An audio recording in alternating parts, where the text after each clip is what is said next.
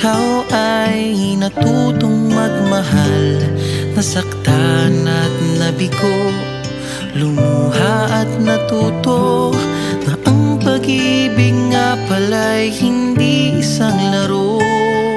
Hindi ko alam kung paano ko sisimulan. Pero gusto ko muna magpasalamat sa Ama na siyang gumabay sa atin at nag-adya para magtagpo tayong dalawa. Nakilala kita hindi bilang magiging kabiyak, kundi bilang kagalit na kabiyak. Naalala ko pa nung tinawag mo pa akong suplada, pangit o kaya mataray. Salamat din sa aking mga magulang na kung wala sila, wala din ako dito ngayon. Sa loob ng 3 taon, finally waiting. Pamilya at kaibigan, sa harap ng ating Diyos na makapangyarihan, dahan-dahan kang naglalakad patungo sa akin, sa saliw nitong tugtugin. Sinasabi mong mataray, suplada at pangit ay kasama mo sa harap ng mga tao at ng Ama upang maging iyong kabiyak. Maraming problema at pagsubok ang ating pinagdaanan upang pagtibayin tayo at ang aking pananampalataya. Na minsan umaabot sa tanong na, kaya ko ba bang tumagal sa pagkakaiba natin? Kaya ko ba bang lumaban? Sagot ko, oo.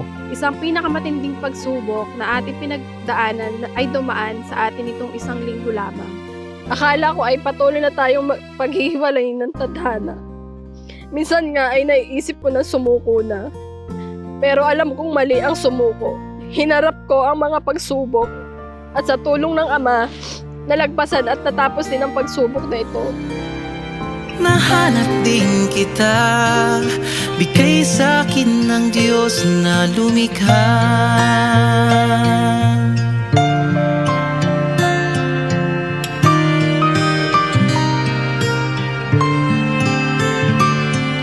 Di mailalarawan ng kahit anong salita, wala ngang sino man ang pabantay sa iyong ganda. Kinaya natin lahat ng hamon, pagsubok, suliranin at mga problema. Kinaya natin at nalampasan natin sa tulong ng Ama. Gusto kong malaman mo at alam mo naman na talaga, mahal na mahal kita. At sa araw na to, masayang masaya ako. Kaya sa harap ng Ama at ng ating mga magulang ay pinapangako ko, mamahalin kita ng lubos at palaging iisipin ang lahat na nangyayari upang maalala kong mahal kita. At mamahalin kita dahil pinaglaban mo ako at ganun din ay pinaglaban din kita. Mahal na mahal kita. Oo, marami tayong pagkakaiba. Negative ka, pero ako yung nagpapalakas ng loob mo. Pangit ka, pogi ako. Joke. Pero seryoso, marami tayong pinagkaiba. Na yun ang naging bagay na pinanghawakan natin para mas lalo nating makilala ang isa't isa. At mula ngayon, ipinapangako ko na aalagaan kita. Magiging mabuti akong asawa at magiging mabuting ama ng sambahayan na bubuuin natin. Hiling ko lang sa'yo na huwag kang mawawala sa tabi ko. Ikaw lang ang inspirasyon ko. Mahal na mahal kita kahit napakaligalig mo. Yun lang. Thank you. I love you. Napapailing na lang, ba't mo ako nagustuhan? Piniling makasama o ang swerte ko naman. Kaya pangako ko mula sa araw na ito, sa bawat pag-idlip at sa bawat gising mo, ay sisikapin kung kailan may di magwawakas ang ngiti't ligaya ng iyong mga bukas. Saksi ngayon ating mga pamilya at kaibigan, sa harap ng ating Diyos na makapangyarihan, dahan-dahan kang naglalakad patungo sa akin, sa saliw nitong tugtugin.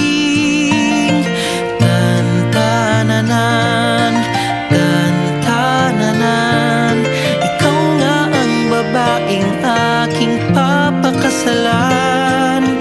Tan-tananan, tan-tananan, aking makakasama sa magpakailanman. Ang pag-ibig na hinatid Hanap ko ng kay tagal. Nahanap din kita, nahanap din kita.